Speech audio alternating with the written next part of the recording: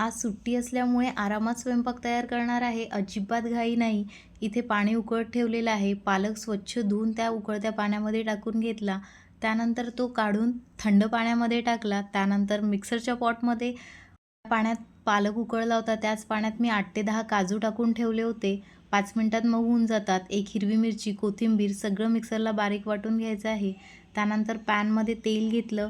सोबतच थोडं बटरही घातलेलं आहे. बारीक चिरलेला कांदा, आलं लसूण पेस्ट, कांद्याला सोनेरी रंग आल्यानंतर हळद, तिखट, धने पावडर, कस्तुरी मेथी सगळे मसाले तेलात छान परतून घेतले. त्यानंतर तयार केलेली प्युरी टाकायची आहे. त्यानंतर पनीर, थोडासा वरून गरम मसाला स्प्रिंकल केला आणि व्यवस्थित मिक्स करून एक उकळी काढून घेतली. त्यानंतर क्रीम घातलेली आहे फ्रेश.